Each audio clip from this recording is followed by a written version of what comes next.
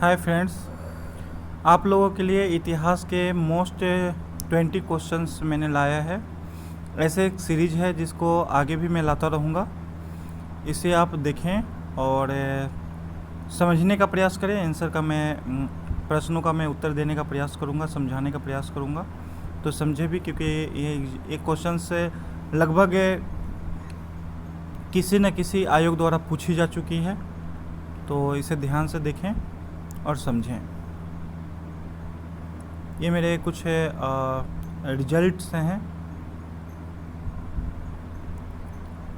जिसे आप पॉज करके देख सकते हैं।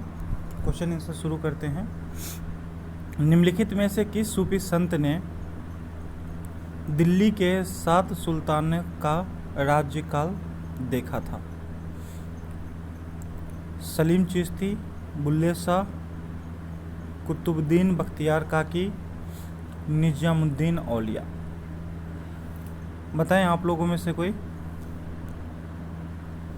इसका सही उत्तर है 4, निजामुद्दीन औलिया।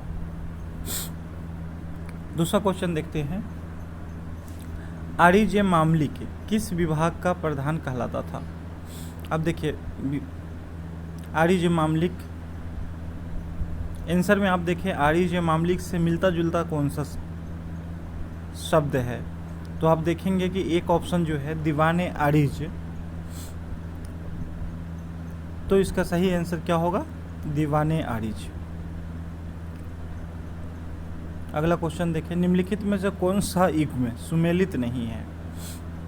देखिए, दाहिने साइड में संप्रदाय लिखा है और बाएं साइड में उनको मानने वाले हैं।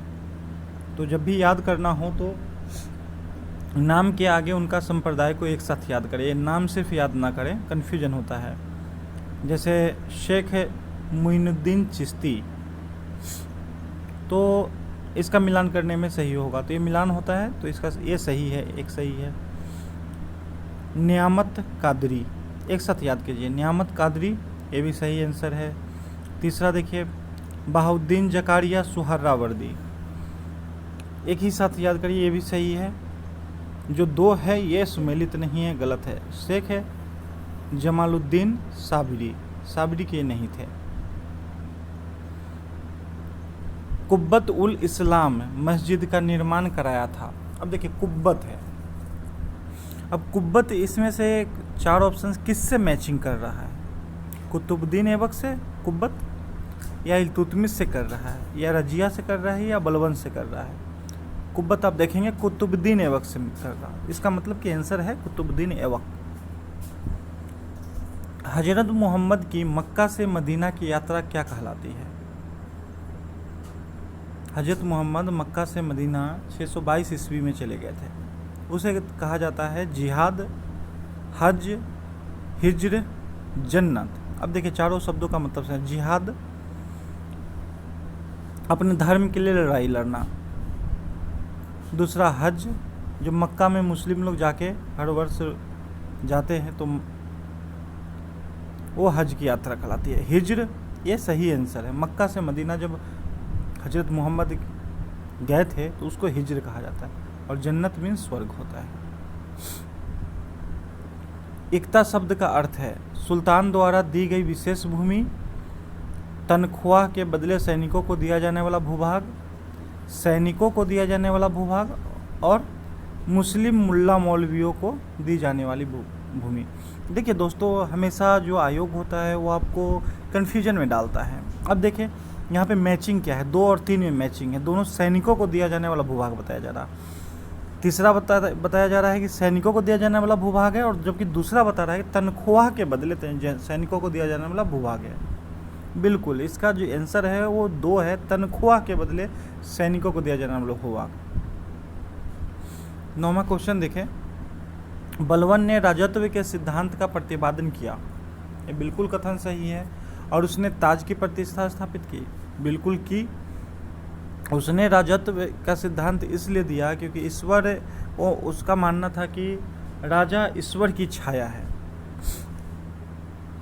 अब इसका मतलब ये था कि बलबन जो था चालीसा दल का सदस्य था। अब चालीसा दल में एक सरदार सुल्तान बन जाता है, तो बाकी 39 जो सरदार उसकी बात नहीं मानते थे, तो उसने कुछ सिद्धांत को प्रतिपादन किया जिसे राजत्व का सिद्धांत कहा जाता है। मेंस की तैयारी जब कराऊंगा मैं तो उसमें पढ़ा दूंगा आप लोगों को।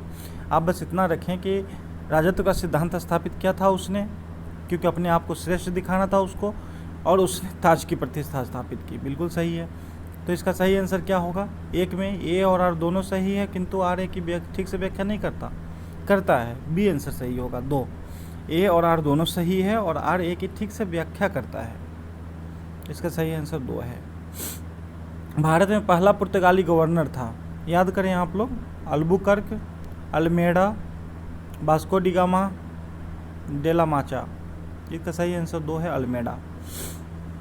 निम्नांकित में से कौन सा युग्म सुमेलित नहीं है? अब बताइए कि इसमें कौन सा युग्म सुमेलित नहीं है?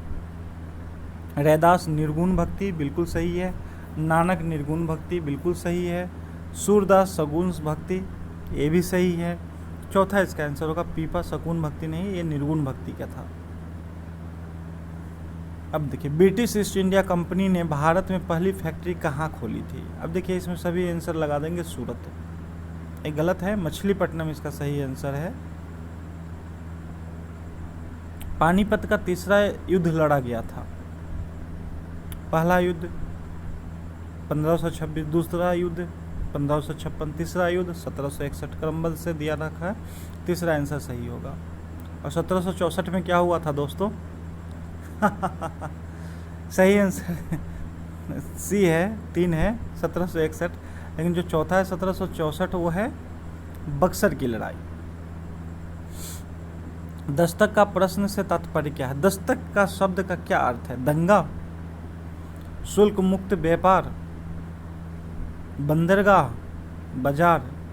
दस्तक है, अंग्रेजों को मुगल शासक दस्तक दिया करते थे ताकि अंग्रेज बिना किसी शुल्क के पूरे भारत में या बंगाल में